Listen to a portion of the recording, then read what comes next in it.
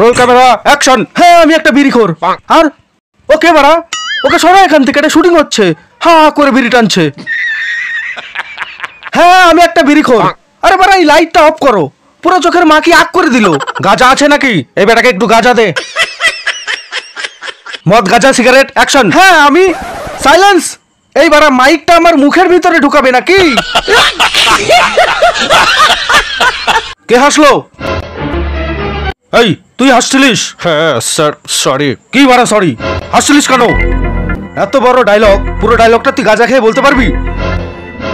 পারবো স্যার। চলাই। হ্যাঁ হ্যাঁ আমি একটা বিড়িখোর। সমাজের বুকে আমি একটা নেশাখোর। আমি গাঁজাখোর।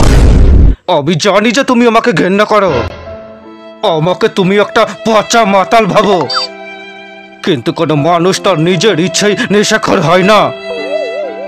কোনো মানুষ তার মায়ের গর্ভের থেকে মাতাল হয়ে জন্মায় না।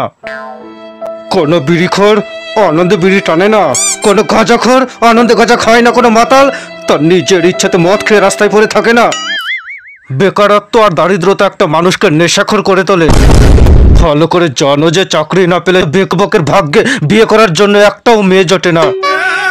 তাই এই পৃথিবী আমাকে একটা জিনিসই শিখিয়েছে, পাপ নয় কিন্তু কিন্তু বেকারত্বের জ্বালায় মরাটা সবচেয়ে বড় অন্যায়, সবচেয়ে বড় পাপ, সবচেয়ে বড় অন্যায়, সবচেয়ে বড় পাপ, সবচেয়ে বড়।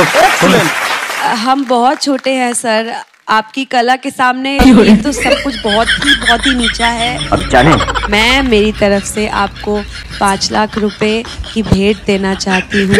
सत्य